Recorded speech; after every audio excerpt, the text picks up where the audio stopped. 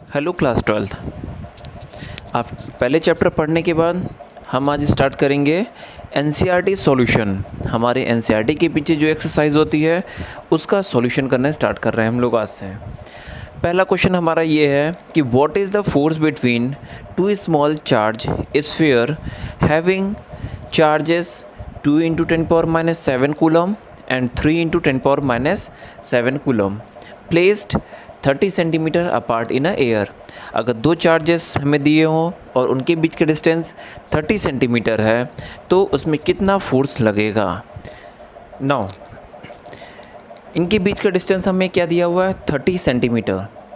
इनके चार्जेस हमें पता है। फोर्स का फॉर्मूला क्या होता है 1/4πε0 1/4πε0 Q1 × Q2 अपॉन R²। ये फॉर्मूला है, हम लोगों ने पढ़ा था। Q1 चार्ज कितना है 2 × 10⁻⁷ कूलम। Q2 क्या है 3 × 10⁻⁷ कूलम। डिस्टेंस क्या है 30 सेंटीमीटर। इसको मीटर में कन्वर्ट करेंगे 10⁻⁻² से मल्टीप्लाई करेंगे। नाउ पुट द वैल्यू है 1/4πε0 की वैल्यू क्या होगी 9 × 10⁻9 इंटू Q1 की वैल्यू 2 × 10⁻⁷, Q2 की वैल्यू 3 × 10⁻⁷, अपॉन डिस्टेंस क्या है 30 × 10⁻²।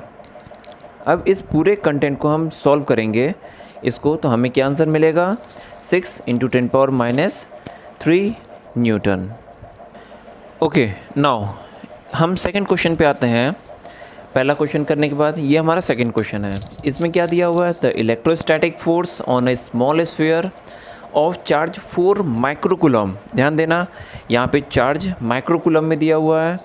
Due to small charge sphere of -0.8 microcoulomb. दूसरा चार्ज हमें -0.8 माइक्रोकूलम दिया हुआ है। In air is 0.2 Newton.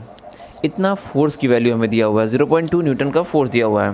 What is the distance between the two sphere. पहले केस में हमें क्या निकालना है कि हमारे दोनों स्फीयर के बीच का डिस्टेंस कितना होगा, यानी स्मॉल आर की वैल्यू फाइंड करना है। नाउ अब हम देखते हैं यहाँ पे हमें चार्जेस की वैल्यू क्या दिया हुआ है।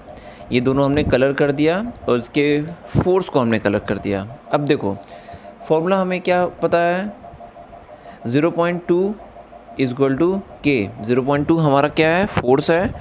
K की वैल्यू हमें पता है 9 × 10⁻⁻9 होता है Q² अपॉन R²। ये फोर्स का फॉर्मूला है। अब हमें रेडियस निकालना है, डिस्टेंस दोनों के बीच का निकालना है। सॉल्व कर लेंगे इसको। K की वैल्यू क्या है 9 × 10⁻9।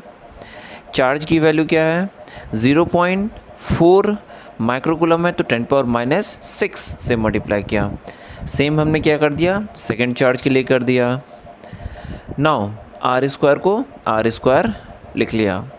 नाउ R² को ट्रांसफ़र करेंगे, देन R² विल बी, अब इसको सॉल्व करेंगे 3 × 3.6 × 0.8 × 10⁻³ अपॉन 0.2। अब इसको इस कंटेंट को सॉल्व करेंगे तो हमें क्या आंसर मिलेगा 3.4 × 4 × 10⁻³ अपॉन, इसको 3.6 कर लेंगे। 3.6 था हमारा, 0.2 से हमने डिवाइड कर दिया 0.8 को तो 4 मिला। R² की वैल्यू, अब ये क्या हो जाएगा 3.36 को हमने क्या कर लिया 9 × 4 × 4 कर लिया। अब R की वैल्यू क्या हो जाएगा 9 हमारा स्क्वायर रूट है 3 का, 4 को लिखेंगे 4 क्योंकि 2 बार लिखा हुआ है × 10⁻² मीटर। यानी रेडियस क्या है 12 × 10⁻² मीटर और we can say centimetre. Okay, अब आते हैं नेक्स्ट क्वेश्चन में, क्वेश्चन नंबर 3। यहाँ पर क्वेश्चन दिया हुआ है explain the meaning of statement electric charge of a body is quantised. हम लोगों ने स्टार्टिंग में जब पढ़ा था क्वांटाइजेशन का कॉन्सेप्ट तो बहुत ही डिटेल में पढ़ा था कि क्वांटाइजेशन क्या होता है। नंबर ऑफ़ इलेक्ट्रॉन्स हमारे इंटीग्रल मल्टीपल्स में होते हैं जिसको हमने स्मॉल n से रिप्रेजेंट किया था, यानी इंटीजर्स के फॉर्म में होते हैं। दूसरा कॉन्सेप्ट क्या है why can one ignore the quantisation. Of electric charge when dealing with the microscopic large scale charge, क्योंकि लार्ज स्केल का मैग्नीट्यूड बहुत ही ज़्यादा होता है। चलो अब एक एक का रीज़न लिख लेते हैं। Reason number 1, okay, now reason number 1 लिखते हैं। पहले का रीज़न क्या है? Number 1, only integral means 1 2 3 and so on, N number तक होते हैं। Number of electrons can be transferred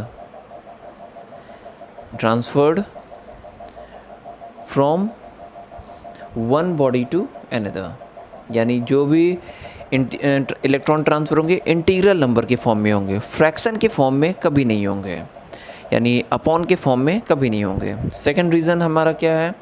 second topic हमारा क्या है? सेकंड पार्ट का आंसर हमें देना है कि why we can ignore the electric charge when dealing with the macroscopic sorry दिया हुआ है यहाँ पे, मैक्रो मतलब लार्ज स्केल। तो इसका रीज़न क्या है?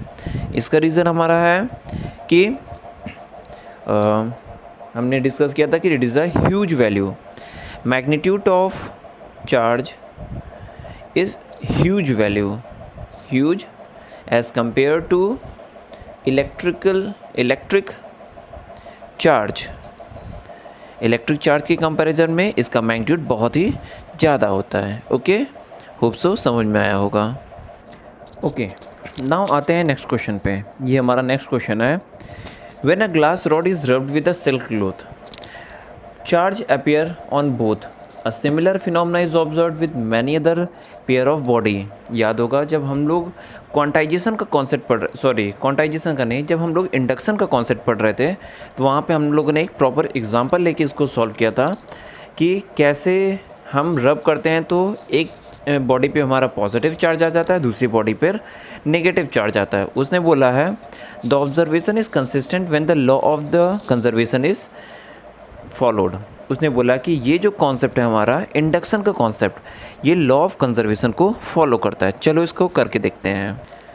ओके, नाउ हम एक एग्जांपल लेकर के इसको सॉल्व करते हैं। सपोज़ किया एक ये बॉडी 1 है। Okay, now we can suppose here this is a body 2।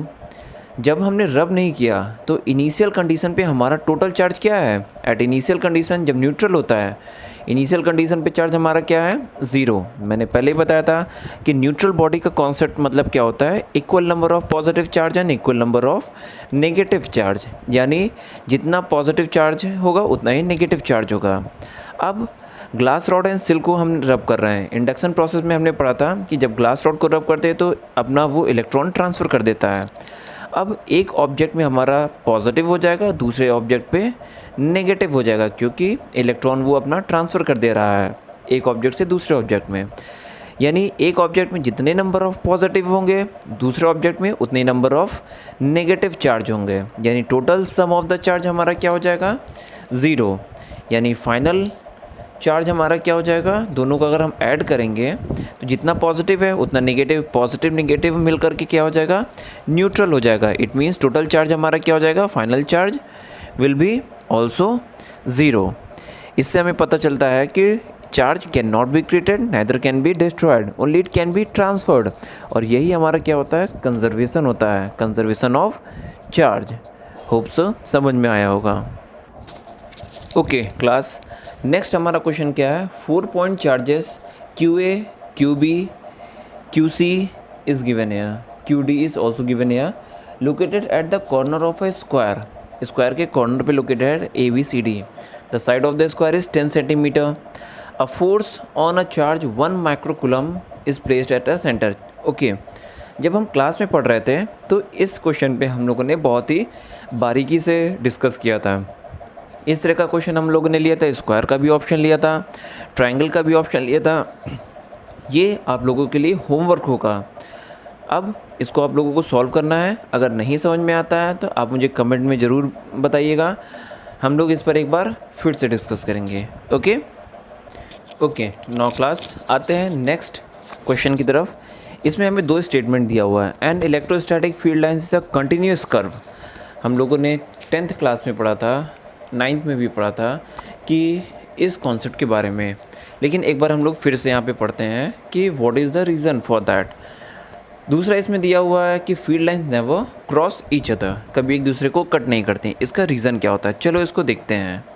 Okay now अब पहले स्टेटमेंट को हम लेकर चलते हैं कि पहला स्टेटमेंट हमारा क्या है, can not be sudden break. Continuous curve होता है। सपोज़ करते हैं कि हमारा एक चार्ज हमने लिया, पहले स्टेटमेंट को हम प्रूव कर रहे हैं, पहले स्टेटमेंट को एक्सप्लेन कर रहे हैं। एक हमने चार्ज ले लिया 1 कूलम का, एक हमने चार्ज ले लिया, कहीं पे भी एक प्लेन पर चार्ज ले लेते हैं। अब 1 कूलम चार्ज होने का मतलब क्या है कि इट अगर पॉजिटिव चार्ज है तो it always move towards the negative, ये हमारे नेगेटिव की तरफ जाएंगे। अगर इस पॉइंट को हम कहीं पे यहाँ बीच में रखेंगे तो इसका डायरेक्शन हरदम किधर होगा, टूवर्ड्स द नेगेटिव। और हमारा कॉन्टीन्यूस कर्व क्या होता है कि वो पाथ को कहीं ब्रेक ना करे, यानी पॉजिटिव चार्ज निकल के नेगेटिव की तरफ जाएगा और बिना पाथ को ब्रेक किए हुए जाएगा। तो इसको हम कह सकते हैं कि the field lines can not have the sudden break, ये कहीं पे भी ब्रेक नहीं होता है हमारा फील्ड लाइंस। सेकंड स्टेटमेंट क्या है, it never intersects each other, कभी क्रॉस नहीं करते हैं। सपोज़ अगर फील्ड लाइन हमारे क्रॉस करते हैं, हमने यहाँ पे देखा कि जो चार्ज हमारा 1 माइक्रोकूलम है अगर इस कर्व में होगा तो इसकी कुछ ना कुछ डायरेक्शन होगा। चार्ज की हरदम यूनिवर्सल एक सिंगल डायरेक्शन होती है, किसी भी अगर एक सिंगल चार्ज है तो उसका डायरेक्शन एक ही जगह होगा।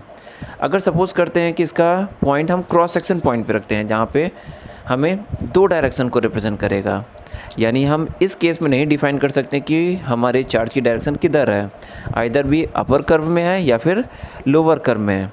सो we can say the field lines never intersects each other.